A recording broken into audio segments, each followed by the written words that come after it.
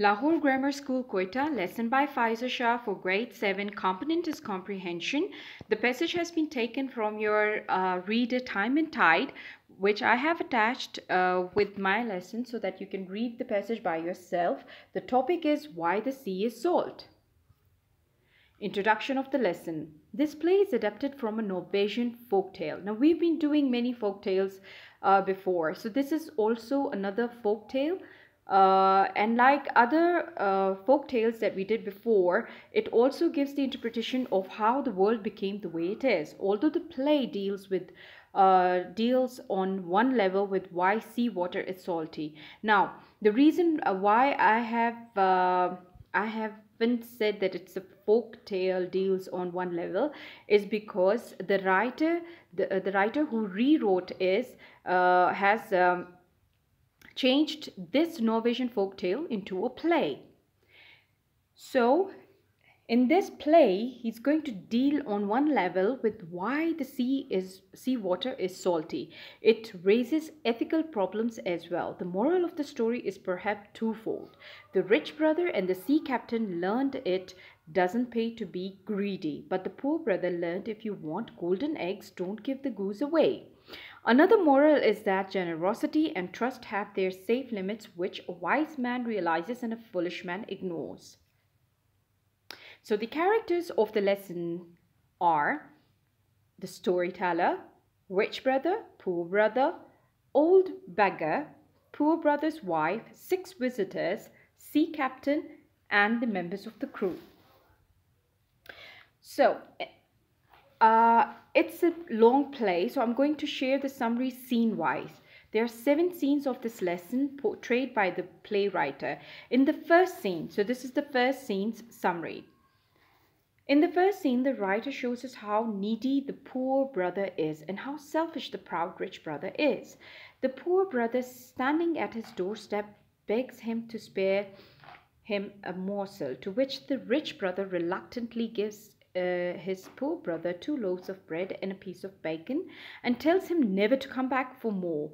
The poor brother thankfully takes what he has been offered and leaves the step of his rich brother's doorstep and wishes to be home soon with his wife, who must be starving by now. But on his way, he meets an old beggar. He begs the poor brother to spare him a morsel, to which the poor brother happily shares his loaves of bread with the old beggar. But as soon as he was about to cut the bacon in half, the beggar stops him and instead tell him that he can offer the bacon to the dwarfs in exchange for a meal. The brother asks him where he can find this dwarf and the meal, and that's when the poor beggar directs him to the dwarf and tells the poor brother that do not exchange your bacon for anything but the meal, and then he will tell the poor brother how to use it. The poor brother reaches the dwarfs, and as the poor beggar told him, the dwarf offers him many good things. As you can see here in the picture, the dwarf is sitting and offering him lots and lots of gold coin. In the other picture, you can see that the poor brother is begging. He's at the doorstep of the rich brother and he's begging for a morsel, and he's handing him 2 loaves of bread along with bacon and telling him to run off. Now, where were we? Okay. And then he will tell the poor brother how to use it. The poor brother reaches the dwarf, and as the poor beggar told him, the dwarfs offer him many good things, but the good brother asks for the meal only. As soon as he meets the old beggar to ask him how to use the meal, as it looked magical. So it is going to be a magical voyage, boys and girls. So get ready. In the second scene, the old beggar tells him that the mill is magical indeed. It can grind out wishes, but one must know how to stop it. The magical mill will only stop if one says, "Good little mill, I thank you for enough." He points his trembling finger under the poor brother's nose and tells him once more that the mill must be stopped or else it won't. The poor brother was very happy to have a magical mill, so he ran home to his wife and to tell her what the magical mill could do, but at the same time he was eager to see the magical mill at work because he was very, very hungry.